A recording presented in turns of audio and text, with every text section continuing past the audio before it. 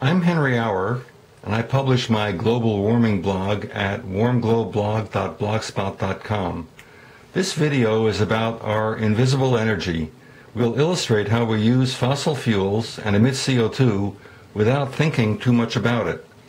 Suppose that our cars run out of gas, and we take it to our neighborhood gas station to fill it up.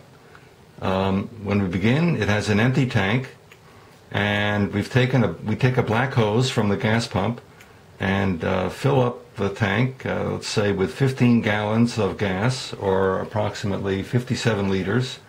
That gasoline weighs 84 pounds or 38 kilograms.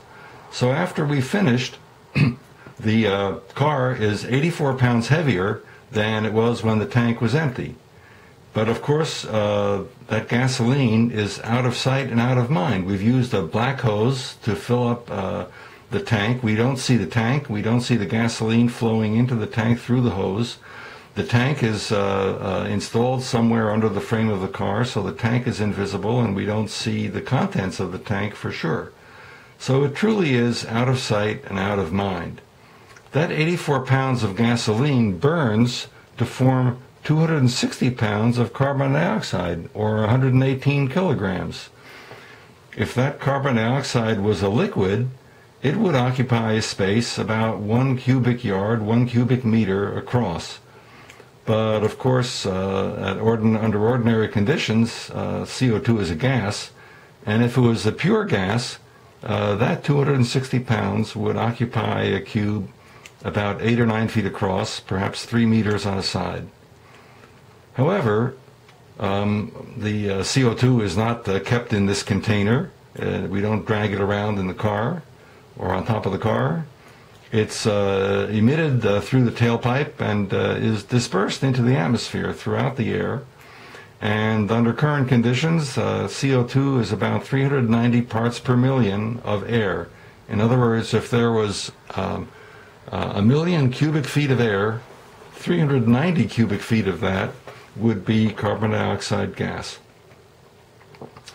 And that, under those conditions, at 390 parts per million, that 260 pounds of carbon dioxide would occupy a cube 180 feet or 55 meters on a side, 180 high, 180 wide, and 180 deep. For comparison, a typical tree is 60 to 80 feet high, and the building would be 12 or 15 stories if it were 180 feet high. Now, CO2 is a colorless and odorless gas.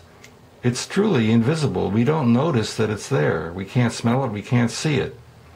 But what if every molecule of CO2 smelled like a skunk? This cube would then be occupied by skunk-smelling carbon dioxide. And at 390 parts per million, if you walked into that cube, you'd be overwhelmed by the odor, because in fact the skunk odor is very potent, and it only takes a little bit for us to notice it. And at 390 parts per million, we would be very offended by the odor. Now, this cube represents the results of burning one gas tank full, 15 gallons of gasoline. Suppose we fill up our cars with gasoline once a week for a full year. That's 52 of these cubes. If you strung the cubes out end to end 52 times, you would have a shape 180 feet wide and 180 feet tall, and it would be about 1.8 miles long, or 2.9 kilometers. And it would contain about 6.8 tons of carbon dioxide that would be emitted during the course of that year. Now, burning the gasoline in the car is what pushes us forward, but it turns out that cars are very inefficient forms of using the energy in the gasoline, because only, of all the total energy in the gas, only 17 to 21% of that is useful energy that propels the car forward and gets us where we want to go. Most of the remainder, 70 to 72%, is lost as heat through the radiator and through the hot exhaust gases from combustion out the tailpipe. So Of the full amount of energy that's in the gasoline, as I say, it's only 17 to 21% that's actually useful to us in propelling the car forward. Similar considerations occur in other forms of energy. We don't think at all about the vast infrastructure involved in our use of electricity. All we do is go to the wall or go to the appliance and turn on the switch, and we get the result that we want. A switch turns on an electric motor, which would be driving an all-electric car, for instance, or anything else driven by an electric motor, such as an electric drill. It's used in heating and cooling, for instance, in an electric stove in the kitchen. Just turn on a switch and the heat comes on. In a refrigerator, we don't even turn on a switch. It's used set by a thermostat, and the same for an air conditioner, which uses a lot of electrical energy during the summertime. Of course, lights are switched on and off wherever we are, whenever we need additional lighting, and in various forms of communication, TV, radio, cell phones, computers. All these are driven by electricity, and the main thing we do is almost mindlessly turn on a switch to make the appliance work. But in fact, the infrastructure is very complex and quite massive. Here is a power station. If it's emitting carbon dioxide from the fuel that's used, the fossil fuel that's used to power the station, and as we say, CO2 is colorless and odorless. We don't see it. This is other components in the smoke that comes out. But all the CO2 goes up the flue, goes up the smokestack, and is emitted into the atmosphere.